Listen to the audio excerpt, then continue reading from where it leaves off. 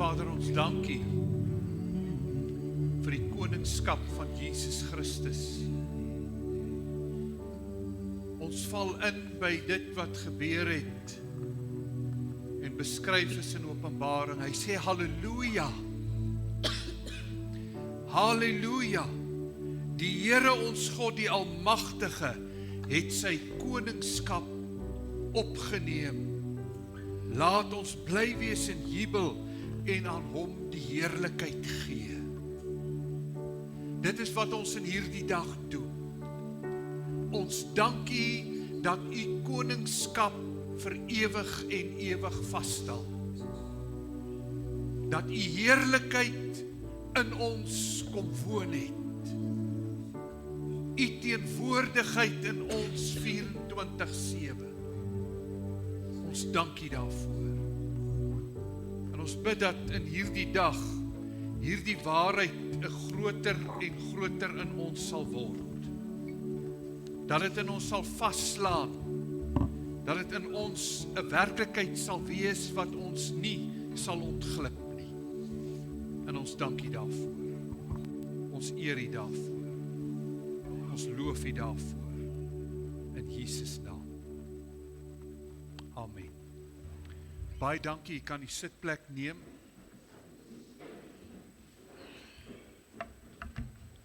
Baie dankie span vir die bediening, ons waardeer dit.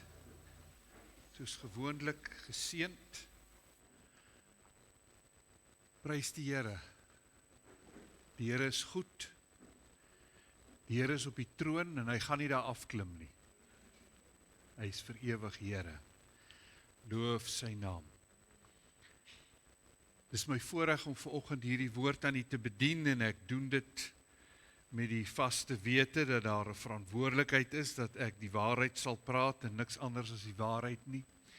So kom ons spring so bietjie in die woord. Die titel van my boodskap vanoggend is Die misterie is reeds geopenbaar. Die misterie is reeds geopenbaar.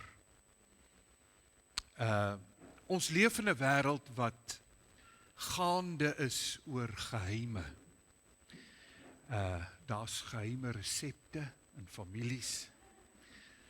Daar's geheime organisasies en daar's geheime dokumente en geheime kennis.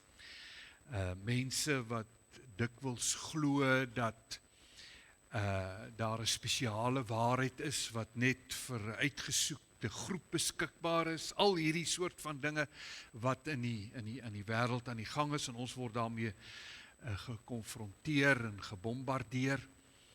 En dit is hierdie selfde soort ding wat gebeur het met die Kolossense gemeente. En ons gaan nou die teks lees. Paulus skryf aan hierdie gemeente en hy praat met hulle oor die leraars wat kom leer het in hulle omgewing en hulle midde dat daar 'n hoër vlak van geestelike kennis bestaan. En hulle het die mense geleer dat Christus is eintlik nie genoeg nie, dis Christus plus. Hierdie goed wat hierdie bykomende openbarings, hierdie rituele, hierdie geestelike ervarings wat jy moet hê. En dan antwoord Paulus op hierdie dwaling en dan sê die grootste geheim in die geskiedenis is reeds geopenbaar. Daar is nie nog 'n geheim wat geopenbaar moet word nie. En daardie geheim, daardie waarheid is nie 'n iets nie.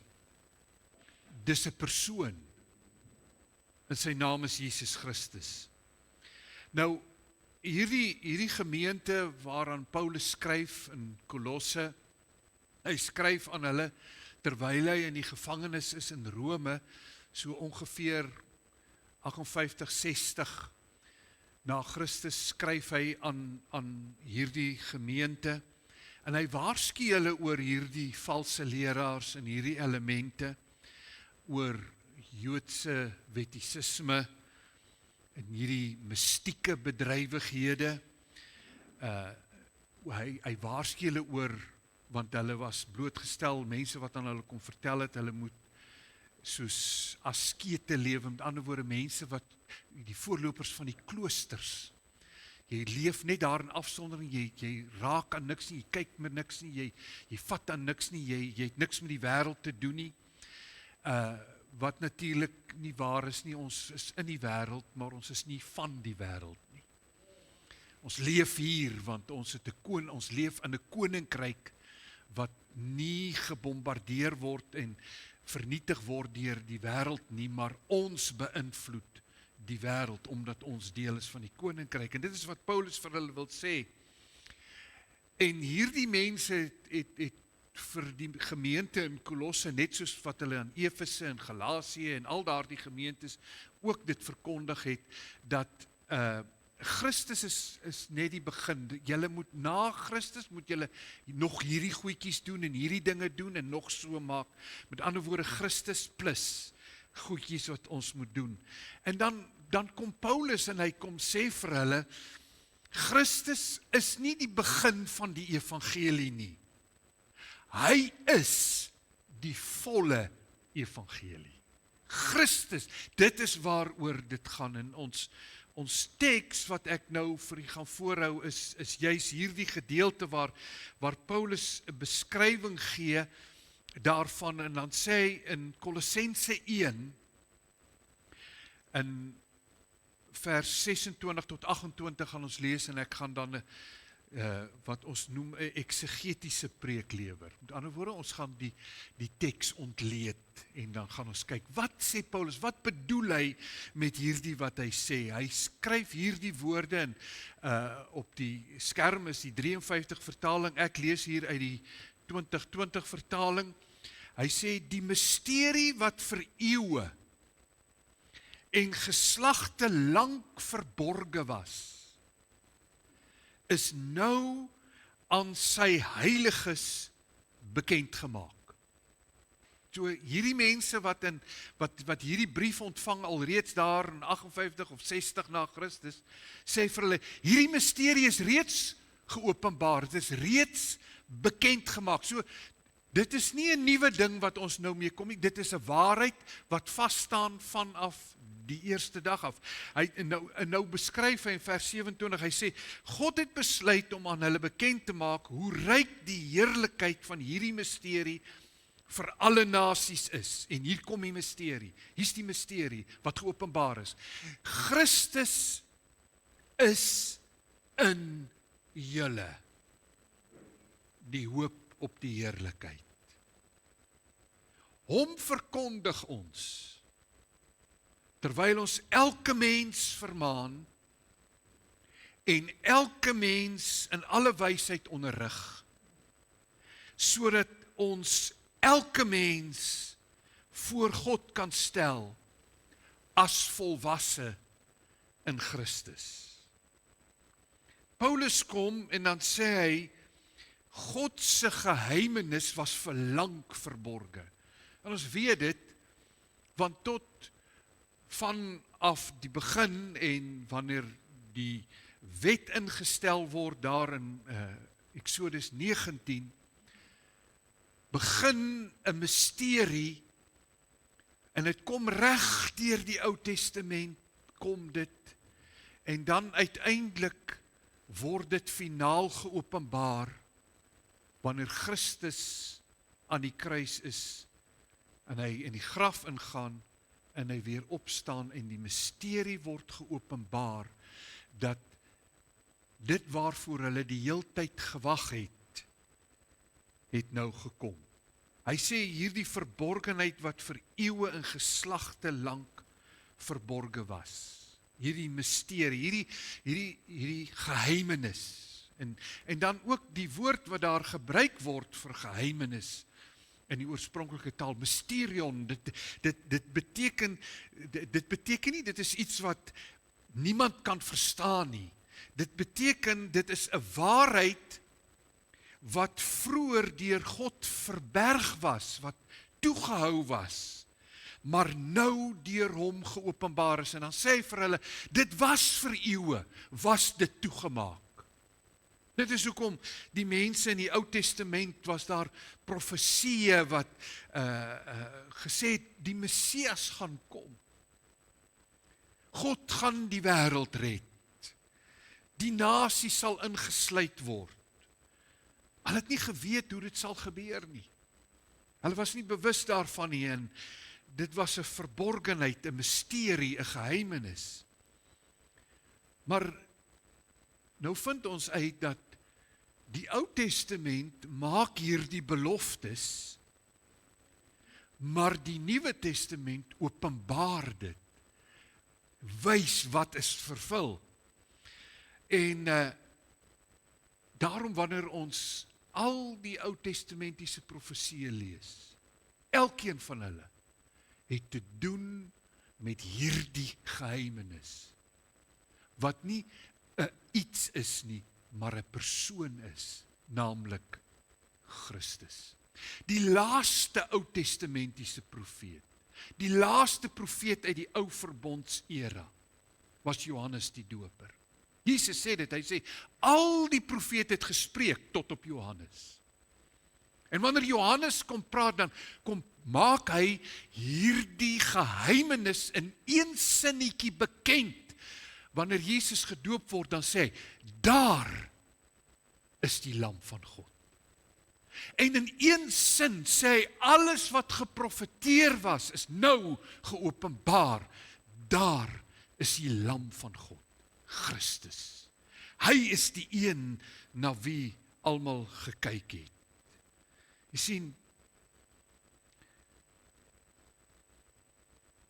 die Ou Testament kan nie losgemaak word van Christus nie.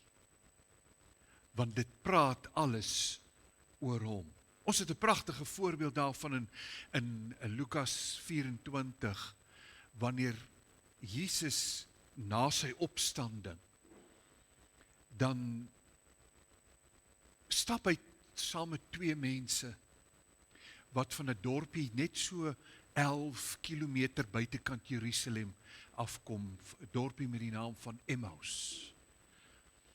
En dan stap hy saam met hierdie twee disippels. Onthou, Jesus het nie net die 12 disippels gehad nie, hy het baie disippels gehad, maar die 12 was die binnekring. Maar daar was baie mense wat hom gevolg het, en hier was nog twee van hierdie mense. Volgens oorlewering reken sommige dat die een van hulle was Josef, sy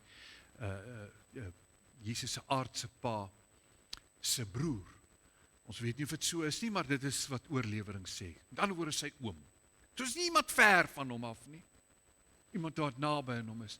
En dan stap hy hierdie 11 kilometer met hulle saam, en in 11 kilometer, sê die woord vir ons, het hy aan hulle geopenbaar Moses en die profete en hoe dit betrekking het op hom. Met ander woorde, alles in die wet, alles wat die profete gesê het, praat hy met hulle vir 11 kilometer lank. En dan eers aan die einde van die 11 kilometer, wanneer hy die brood breek met hulle aan tafel is, dan gaan hulle oë oop en dan besef hulle, maar dis hy. So die openbaring was daar, die geheim was geopenbaar. En dit is, ons moet nie wees soos die Emmausgangers met toe geestelike oorloop nie. Ons moet hom raak sien in die skrif. Ons moet hom raak lees hier waar hy praat. Hy sê in vers 26 verder, hy sê hierdie verborgenheid is nou openbaar gemaak. Nie eendag nie, nou.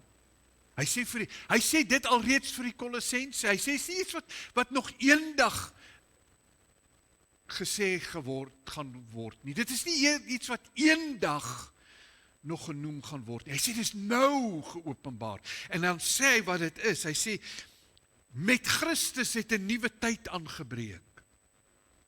Die wagtyd is verby. Die hele Ou Testament was wagtyd.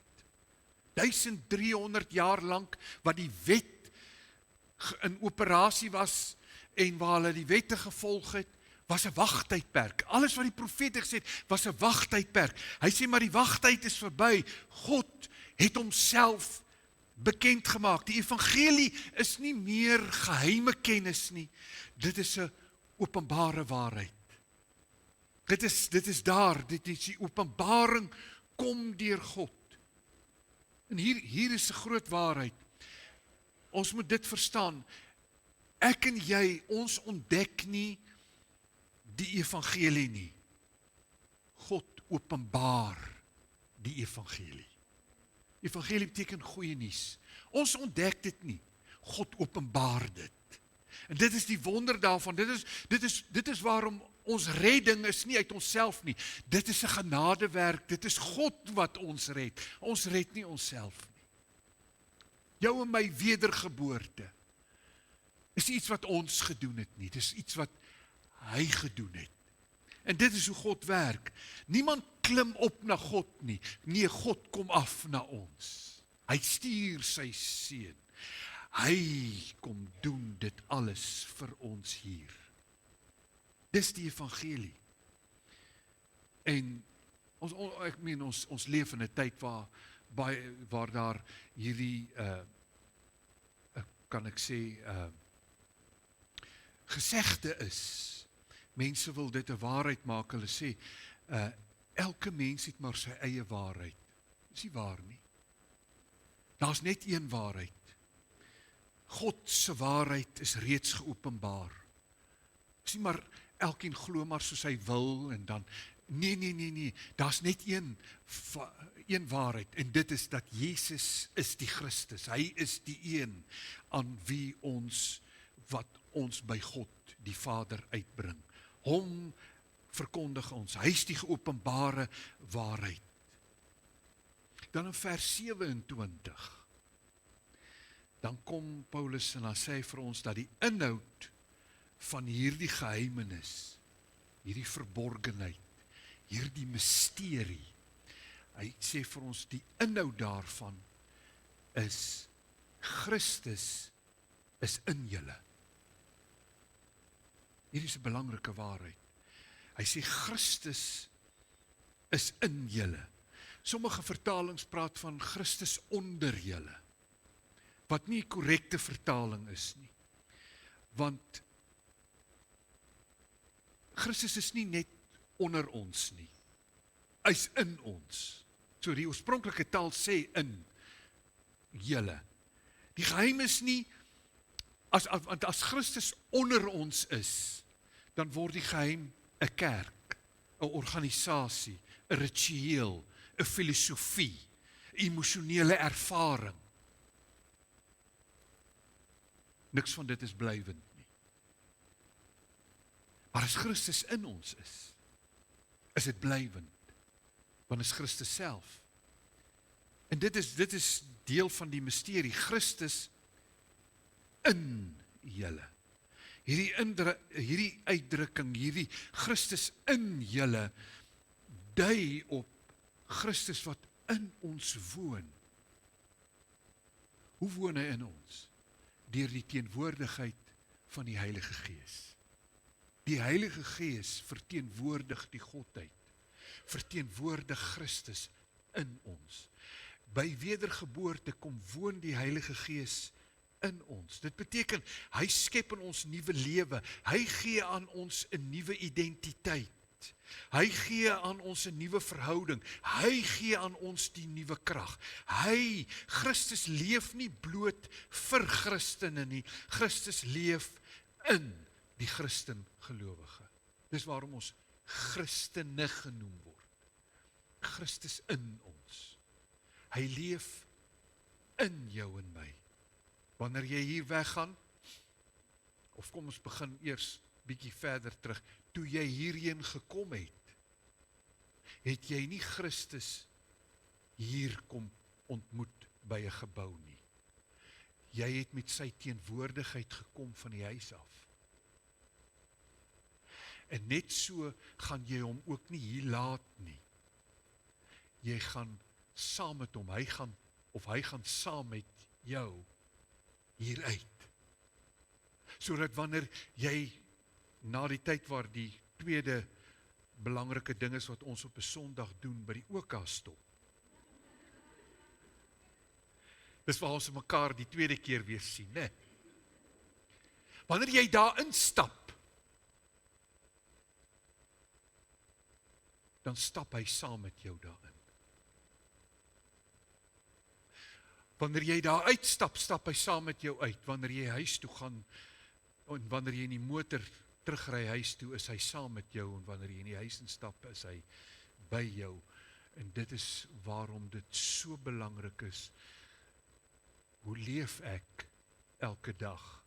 Want hy is hier by my. Wat natuurlik 'n verantwoordelikheid op my plaas, om te let op hoe leef ek, wat praat ek, wat sê ek, wat doen ek. En dan sê hy is ons hoop op heerlikheid. Daardie woordjie hoop is nie miskien nie. Dit beteken letterlik 'n vaste versekering. Hy is die vaste versekering. Dit is die vaste versekering wat ek het. Christus se heerlikheid woon in my. Is nie iets wat my tref een goeie donderdagmôre nie. Dis nie iets wat eendag op my neerkom. Dit is nie iets wat ek met tye ervaar nie. Dit het niks met 'n ervaring te doen nie. Dit het met 'n wete te doen. Die inwonende Christus met sy heerlikheid woon binne in my. Paulus sê, dit is die misterie wat aan ons geopenbaar is. Dis die geheim. Ons is nie maar net nie. Ons is, want Christus leef in ons. En dit maak ons vry daarvan wat baie Christene probeer doen. Net op die woordjie probeer. Hulle probeer die Christelike lewe leef. Ons probeer nie om Christus te leef nie, ons leef hom. Ons probeer nie om geestelik te wees nie, ons is dit. Ons probeer nie om heilig te leef nie, ons is dit. Christus in ons. Ons leef nie deur ons eie krag nie, want as ek probeer, is ek besig met 'n werke godsdiens. Maar as ek leef vanuit die wete dat Christus woon in my, met sy heerlikheid, dan probeer ek nie. Ek leef dit. Dis nie 'n probeerslag nie. Dis nie my eie vermoë nie. Ek het nie 'n ding van ek moet harder probeer nie. Ek hoor partymal mense sê, jong, ons moet nou hard bid. Bedoelende, hoe harder ons het sy met volume of meer bid, gaan iets gebeur. Nee, jy hoef nie. As ek bid met die wete dat Christus is in my, het ek nie lang smeekgebede nodig nie. Want hy's in my, hy's hier. Ek praat met hom nie daar ver nie. Ek praat met hom hier, binne. So, die uitdaging vir ons is dit, dat ek moet besef, ek moet leef vanuit Christus, wat reeds in my woon. Dis die misterie wat geopenbaar is. Hy woon in julle, Christus in julle. Die hoop op heerlikheid. En dan in vers 28 gaan Paulus verder en dan stop hy nie net daar dat ons nou moet weet dat Christus is in ons nie. Hy sê nee, ons kan nie dit net vir onsself hou nie.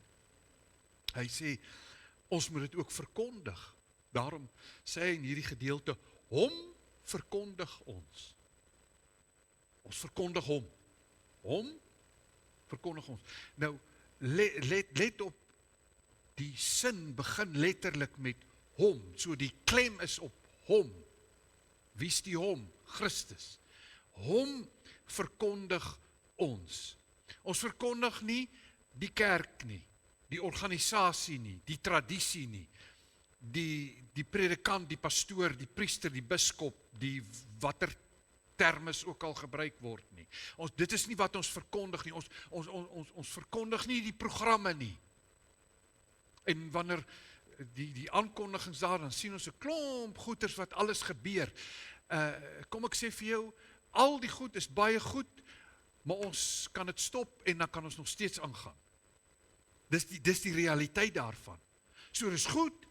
Ek weet die dames het hier in Augustus 'n vrouekonferensie, of dit daar is en of dit nie daar is nie, Christus is in ons. Het julle ons? Het ons dit? So, dit gaan nie oor dit nie. Dit gaan oor hom. Hom verkondig ons. Nie die konferensie nie, nie die program nie, nie die diens nie.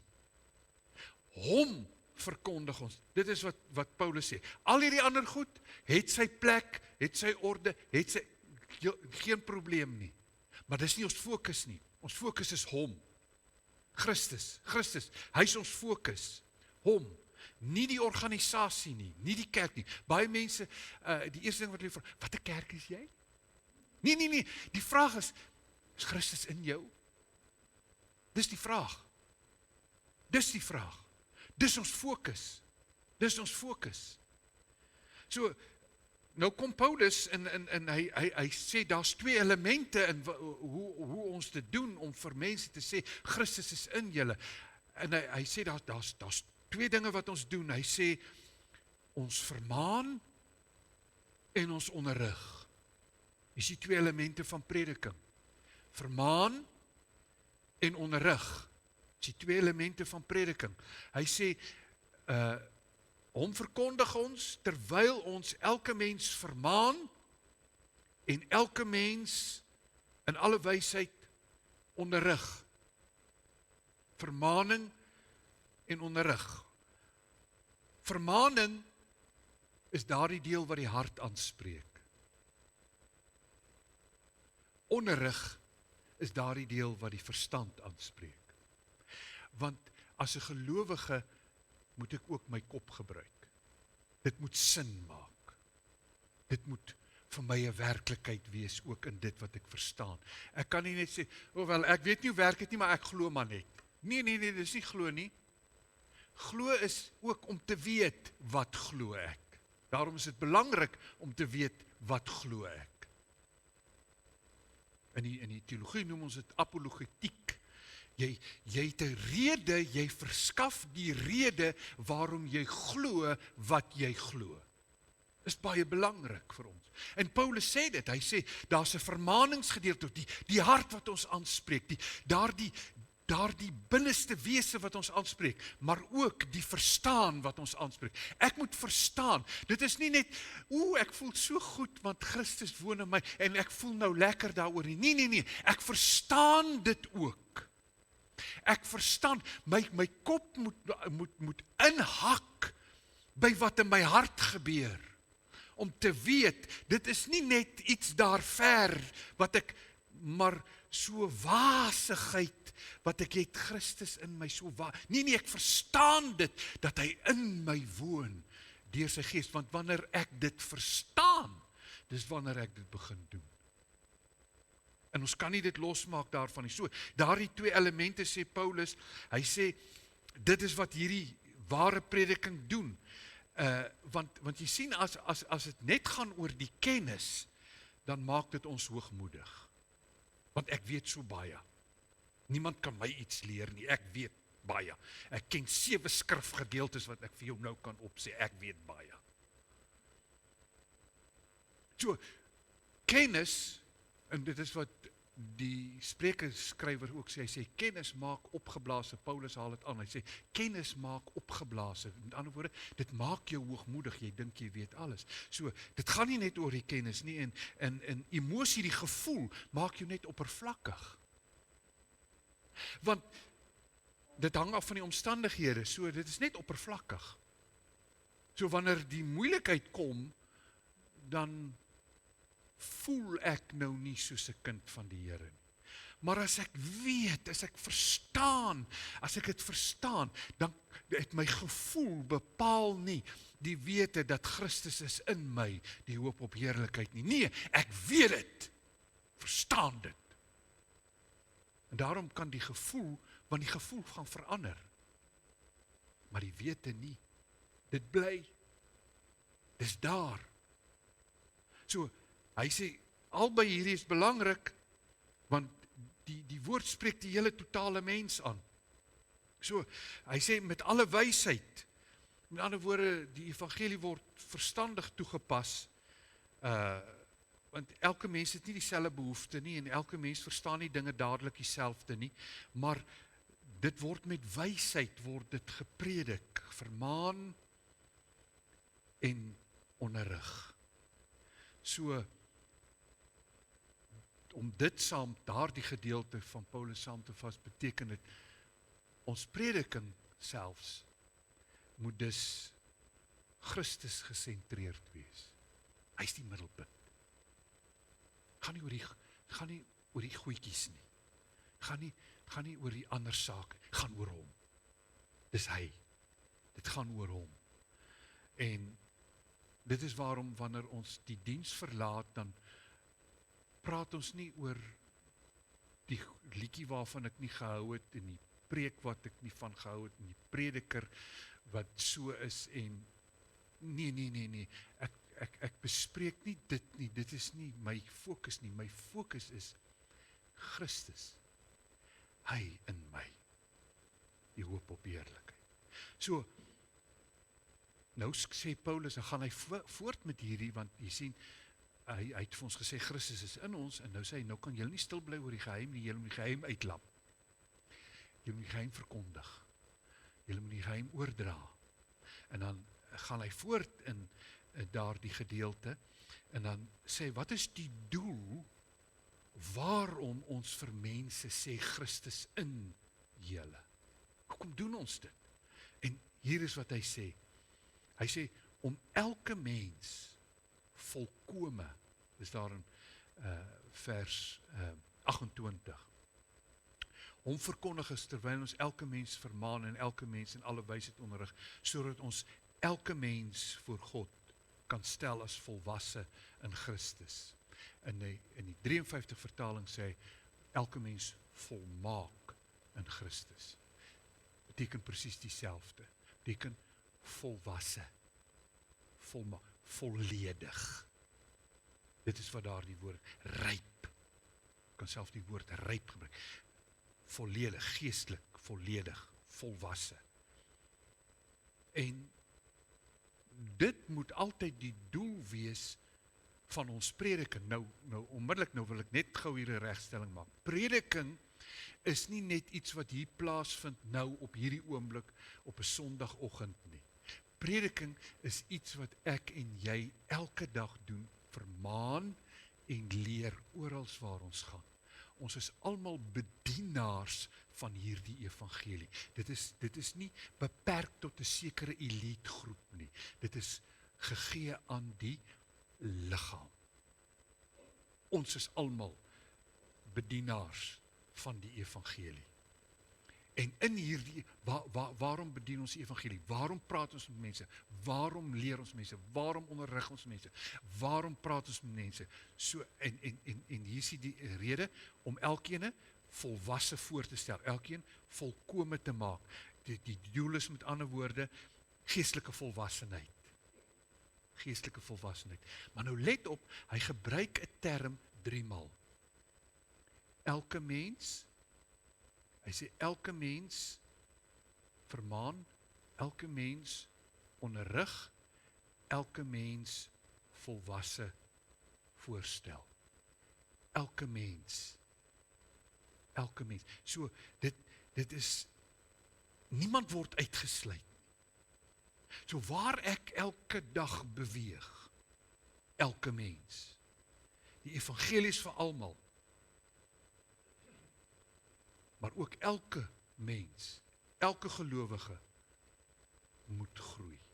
Ons moet groei, ek moet volwasse wees, geestelike volwassenheid. Die vraag is nie net, ek het net tot wedergeboorte gekom nie. Ek is net wedergebore nie. Nee, ek gaan verder.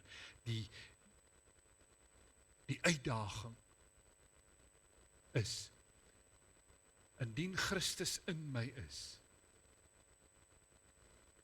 kan ek oor 'n tydperk sê van 5 jaar, let op my lewe en sê, ja, ek kan sien, ek het geestelik sterker geword, ek het gegroei. Kan ek dit sê? Dis die uitdaging. Dis die uitdaging vir oggend. Elkeen van ons, niemand anders kan dit namens jou antwoord nie, jy antwoord dit self. Aan jouself antwoord jy dit. En voor God. Lyk ek nog dieselfde as 5 jaar terug? Sukkel ek nog met dieselfde goed as 5 jaar terug? Dink ek nog dieselfde manier as 5 jaar terug? Of het daar by my 'n groei gekom? En dit het niks te doen met jou fisiese ouderdom nie. Ons het 'n spreekwoord wat sê, jy is nooit te oud om te leer nie. Nou hier is dit ook van toepassing. En al dien jy die Here 30 jaar en 50 jaar en hoeveel jaar ook al, of 2 jaar of wat ook al, ek moet oor daardie tydperk gesien het, ek het geestelik gegroei. Ek het sterker geword. Ek het toegeneem in my verhouding met God. En dit kom alles deur, en ek wil dit net vinnig noem, deur die woord, deur gebed, deur gemeenskap met God, deur gehoorsaamheid. Dis 'n werk van die Heilige Gees. Ek moet hom toelaat om te werk in my lewe. So dis 'n preek vir 'n ander dag. Maar kom ons vat net saam wat sê Paulus. Paulus sê, hy sê eerstens, Christus is genoeg. Christus is genoeg. Ek hoef nie nuwe openbarings te soek nie. Ek hoef nie, daar's nie 'n geheime geestelike ding wat ek moet probeer ontrafel nie. Nee, dis klaar openbaar. Christus in my. Dis hier. Dis nie iets wat ek moet ontdek, ek moet nog net hierdie boek kry nie, ek moet nog net daai tapie luister nie, ek moet nog net, party mense gaan nou nie weet wat se tapie nie. Kan jy, ek sien die kassette, hulle wil dit nou weer terugbring, dit is weer mode. Ek soek nie nou nog net 'n ietsie nie, ek het dit, Christus in my. Wanneer ek dit besef, Christus in my, dan aktiveer dit daardie groei, daardie wete, daardie vorentoe beweeg. En dan, hy sê, Christus is genoeg. Christus is genoeg. As ek hom het, alles. Dis wat Paulus sê. As jy hom het, jy alles. En dan, die tweede ding wat hy vir ons in hierdie gedeelte sê, hy sê, die evangelie is vir almal. Dis nie vir 'n uitgesoekte paar mense, hy sê, hierdie verborgenheid, hierdie misterie, hierdie geheim, is nie meer beperk nie, is nie meer toegemaak nie, is nie meer versluier nie. Dit is geopenbaar, dit is bekend. So, dit is waarom die kerk van Christus, luister baie mooi, dat ons die onderskeid verstaan. As ek praat van die kerk van Christus, praat ek nie van 'n denominasie nie. Denominasies is goed wat mense begin het. Dis die organisasie van 'n groep mense bymekaar. Daar's niks verkeerd daarmee nie. Maar die kerk van Christus is groter en wyer as dit. Want in elke denominasie wat daar is op hierdie aarde, en daar is duisende van hulle, sit daar mense wat wedergebore is en mense wat nie wedergebore is nie, wat maar net saamloop. Hulle sê hulle is deel van 'n kerk wat 'n organisasie is. Maar dis nie waaroor dit gaan nie. Ek moet deel wees van die liggaam van Christus. En dis wêreldwyd. Dis waarom in die Ou Testament, alwaar jy God kon kry en ontmoet, jy moes Jerusalem toe gaan. Want dis waar die tempel was. Dis hoekom hulle opgegaan het na Jerusalem vir die feeste. Dis hoekom hulle van oral gekom het vir die feeste. En juis in die tyd toe Christus gekruisig is, was dit die groot Paasfees, en het hulle opgegaan na Jerusalem. Dis alwaar God was. Maar dis nie meer so nie, want na die opstanding van Christus is daar nie meer 'n fokus in Jerusalem nie, maar dit is nou op God, op Christus, en is wêreldwyd. Al die nasies. Dit is waarom jy nou kan na enige plek in die wêreld gaan en jy kan medegelowiges daar vind. Dis die wonderlikheid. Die liggaam van Christus is versprei reg oor die wêreld. En selfs daar waar sendelinge nie kan inkom nie, het hulle met een persoon nie rekening gehou nie. En dis die Heilige Gees. Dis waarom die berigte wat ons voortdurend kry oor byvoorbeeld wat gebeur in moslimlande, waar daar mense op hope tot wedergeboorte kom, deur Christus wat persoonlik aan hulle verskyn in drome met dieselfde boodskap aan 'n klomp mense gelyk, en hulle word gelowiges. Maar daar word geen sendelinge toegelaat nie, en daar word geen Bybels toegelaat nie, en hulle keer dit soveel as wat hulle kan. Maar die Heilige Gees het nie grense nie, hy steur hom nie in 'n douanepos nie. Hy kom in. Daar's nie 'n land in hierdie wêreld waar jy Christus se volgelinge nie sal kry nie. So hierdie evangelie is vir almal. Dis die wonderlike daarvan. Dis nie meer beperk tot een volksgroep nie. Dis nou vir die nasies. Dis vir almal. En dan sê Paulus, elke gelowige moet groei. Die doel is nie bloot net jou wedergeboorte nie. Dis die begin. Dit was die geleentheid. Maar nou kom die proses. En in die proses, dit is waar my geestelike groei is. So die doel is volwassenheid. So ek moet myself dan weer eens die vraag vra, as ek na my lewe kyk, 5 jaar terug, vandag, het ek gegroei? En moenie jou groei meet aan iemand anders nie. Nie aan jou man nie, nie aan jou vrou nie, nie aan niemand nie. Jy moet jou geestelike groei meet aan jou verhouding met Christus. Dit is waarin jy meet dit nie aan ander mense nie. Hulle is nie jou maatstaf nie. Christus is. En dan kom Paulus en dan sê in hierdie gedeelte, in alles wat ons sê en alles wat ons doen, is Christus sentraal. Jy sien, wanneer die kerk Christus verloor, hy nie meer die sentrum is nie, verloor die kerk haar identiteit. En ons sien dit in denominasies. Daar's baie denominasies wat eintlik in 'n sekere sin hulle rug draai op Christus, want hy is nie so gemaklik om oor hom te praat nie, want hy sê goed, ek is die weg, die waarheid en die lewe. Jy moenie dit sê nie, want dit beteken jy kan net deur Christus na God toe gaan, maar wat van die ander godsdienste? Presies. Want dis die waarheid. En dit word 'n verleentheid vir baie denominasies en sê, julle moenie daai teks gebruik nie. Julle moenie dit sê nie. Want ons almal op 'n manier gaan by God uitkom. Nee, tensy jy deur Christus gaan, kom jy nie by die Vader uit nie. Dis die waarheid. Dit is hoe dit staan. Daar's nie 'n ander manier nie. En daardie waarheid staan vas. As ons dit nie verkondig nie, dan verloor ons identiteit. Dan is ons nie meer wie ons is nie.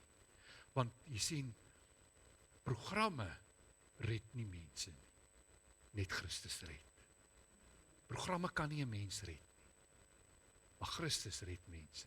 So in hierdie teks, Christus is in hierdie teks. En dit wys vir ons, Christus is die inhoud van God se openbaring aan ons. Hy is die inhoud. En dan sê Paulus, hy is die geheim wat geopenbaar is. En dan sê hy, en daardie geheim is, dat hy woon in sy kinders, deur die Heilige Gees. Want hy sê, en daarom is Christus die inhoud van ons prediking. Waarom?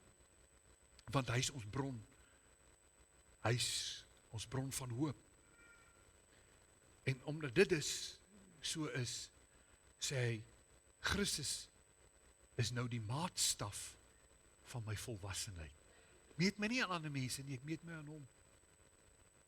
Want ek moet word soos hy, nie soos iemand anders nie. Nie soos die pastoor, 'n goeie vriend, my ouma Lisie wat die Here lief gehad het, of wie ook al nie. Nee, hulle is nie my maatstaf nie. Christus, ek meet my aan Christus, my volwassenheid. So, alles begin en eindig by hom. Dis wat, wanneer Jesus aan die begin van die boek Openbaring, dan sê hy dit ook. Wanneer hy by Johannes kom, hy sê, ek is die Alfa en die Omega. Wat bedoel hy daarmee? Alfa is die eerste letter in die Griekse alfabet. Omega is die laaste letter in die Griekse alfabet. Ek is die Alfa en die Omega. In die Hebreëse alfabet sal dit wees, ek is die Alef en ek is die Taf. Die begin en die einde. En alles tussenin. Dis wie hy is. Dis Christus. So, kom ek sluit af. Paulus sit in die gevangenis. Hy is 'n gevangene in Rome. En hy skryf vanuit hierdie gevangenis na hierdie gemeente. Paulus besit niks. Hy is gevangene. Hy het niks. Hy besit niks. Hy het geen politieke invloed nie. Hy het geen militêre mag nie. Hy het niks van daai goed nie. Maar hier sit hy en hy het die grootste skat op die hele aarde. Die openbaring Christus in my. Hy sit in hierdie negatiewe omstandighede, gevangene, en ons weet dat hy het later voor Nero verskyn, die keiser, en later onthoof deur Nero. Wagtend op hierdie oordeel oor hom, omdat hy verkondig het dit wat hy glo. In die wete, hy het niks, hy het geen mag, geen gesag, hy het geen sê, maar hy sit met die grootste skat denkbaar. Hy ken die geheimenis. Hy weet wat is die misterie. En hy verkondig dit aan almal wat na hom toe kom. Christus in julle, die hoop op heerlikheid. Hierdie misterie, hierdie verborgenheid is nie 'n geheime kode nie. Dit is nie 'n nuwe filosofie nie. Is nie 'n spesiale ervaring nie. Dis 'n vaste wete. Christus in my. Christus in my. Die hoop op heerlikheid. Christus in my. Dis wat Paulus kom sê aan die Kolossense gemeente, terwyl hy in 'n gevangenis sit. Sê vir hulle, ken hierdie geheim, want as julle dit ken, dan val alles vir die res van jou lewe in plek. Als is dit onstuimig rondom jou. Paulus is in onstuimige omstandighede, hy is in 'n gevangenis. Maar dit bepaal nie die werklikheid wat hy weet nie. Wat hy weet is dit, Christus in my, die hoop op heerlikheid. En dit is wat hy vandag vir ons sê. En dit verkondig ons, totdat ons almal daar die geestelike insig het. Dit verkondig ons, hou ons aan verkondig. En wanneer jy hier vandaan terug gaan huis toe, gaan met hierdie wete, Christus is in my. Staan môreoggend op met hierdie wete, Christus is in my. Beweeg deur jou lewe met hierdie wete, Christus is in my. Wanneer ek dit besef, dan loop dit my om op te let ook. hoe ek leef. Christus in my. Hy's in my, by my. 24/7. Deur die inwonende Heilige Gees. Mag hierdie waarheid, hierdie geheimenis nie vir ons versluier bly en wees nie, maar 'n vaste wete wees. Christus in my, die hoop op heerlikheid. Amen. Prys die Here. Kom ons bid. Vader, ons dankie dat ons is nie vasgevang in een of ander mystiekheid wat ons nie kan openbaar nie. Nee, dit is reeds geopenbaar. Hierdie geheimenis is ontsluier al vir meer as 2000 jaar. Ontsluier. Christus in ons. Die hoop op heerlikheid. Dankie dat dit 'n ewige realiteit in ons lewe is. Dankie dat ons elke dag daarin kan lewe en daarin kan voortgaan. Omdat ons weet, U is in ons, U is met ons, U is saam met ons. En ons dankie daarvoor. Amen. Terwyl jy net so sit, gaan ons net vinnig na die afkondigings gou luister. Ek weet nie wat is daar alles op die afkondigings. Net heel onderaan. Druk die knop.